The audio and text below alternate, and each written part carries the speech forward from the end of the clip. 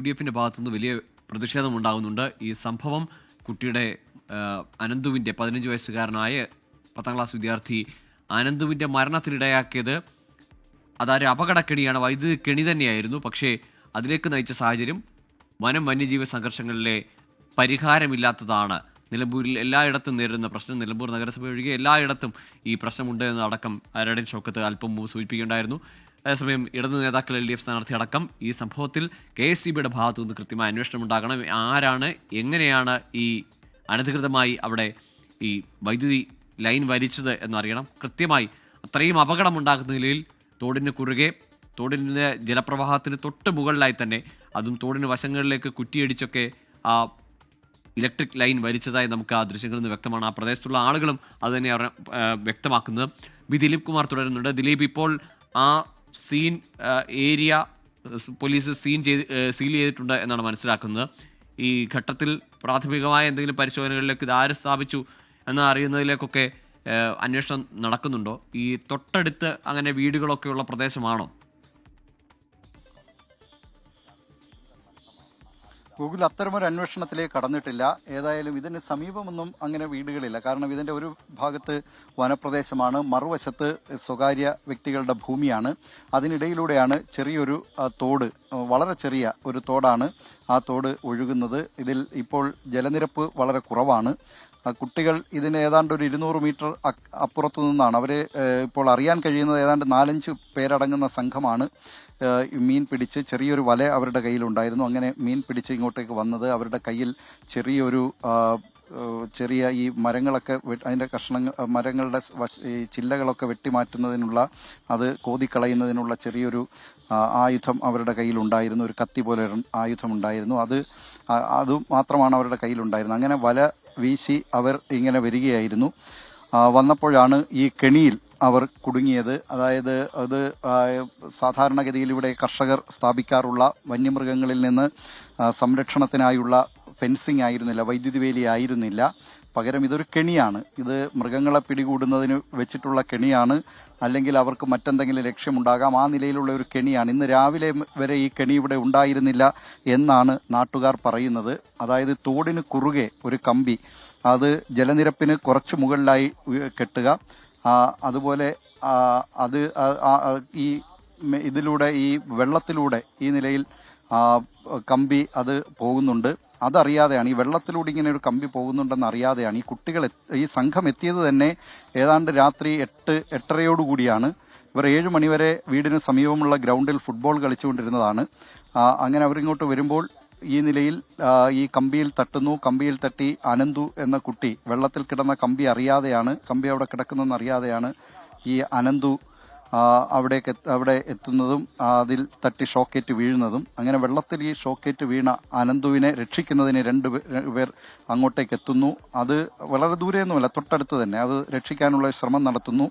അപ്പോൾ തന്നെ അവർക്കും ഷോക്കേൽക്കുകയാണ് ചെയ്തത്. അപ്പോൾ സംഘത്തിലുണ്ടായിരുന്ന മറ്റു 2 പേരാണ്. അതിലൊരു കുട്ടി ഫോൺ ചെയ്താണ് വീട്ടുകാരെ അറിയിക്കുന്നത്. അവിടെ നിന്ന് ഓടി വന്ന ഒരാളാണ് ഈ കമ്പി ആദ്യം വെള്ളത്തിൽ നിന്ന് ഉയർത്തി മാറ്റുന്നു. ഒരു കമ്പ് വെച്ച് അത് ഉയർത്തി മാറ്റുന്നു. അതിനുശേഷമാണ് ഇവരെ ഇവിടെ നിന്ന് രക്ഷപ്പെടുത്തുന്നതും ആശുപത്രിയിലേക്ക് കൊണ്ടുപോകുന്നതും. ഈ അനന്തു ആശുപത്രിയിൽ എത്തിച്ചപ്പോൾ തന്നെ മരണമടഞ്ഞു എന്ന് സ്ഥിരീകരിച്ചിരുന്നു. ഇപ്പോൾ ഇവിടെ അതായത് ഏതാണ്ട് ഒരു 100 മീറ്റർ അപ്പുറത്ത് ഒരു വൈദ്യുതി പോസ്റ്റുണ്ട്. അത് ഈ സ്ഥലത്തേക്ക്, ഈ അനന്തുവൊക്കെ താമസിക്കുന്ന സ്ഥലത്തേക്ക് വൈദ്യുതി എത്തിക്കുന്ന വൈദ്യുതി ലൈനാണ്. വനപ്രദേശത്തു കൂടിയാണ് കടന്നു പോകുന്നത്. ആ വൈദ്യുതി ലൈനിൽ അനധികൃതമായി കമ്പി മുകളിലേക്കിട്ട്, വൈദ്യുതി കമ്പിയിലേക്കിട്ട്, അതിൽ നിന്ന് അനധികൃതമായി വൈദ്യുതി മോഷ്ടിച്ചാണ് ഈ വൈദ്യുതി കെണി ഇവിടെ ഉണ്ടാക്കിയിട്ടുള്ളത്.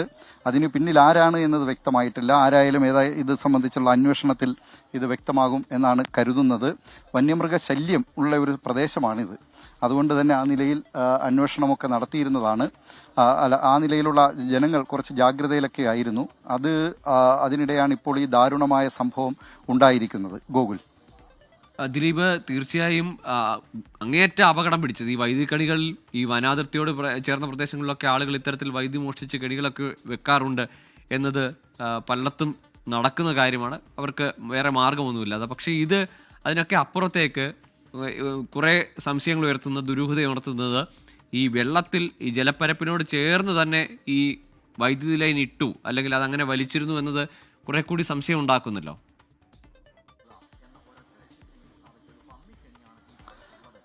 ഗൂഗിൾ, അതെ, അതാണ് ഇതിന് പിന്നിലുള്ള എന്താണ് ഇവരുടെ ലക്ഷ്യം, ഈ കെണി സ്ഥാപിച്ചവരുടെ ലക്ഷ്യം എന്ന് വ്യക്തമല്ല.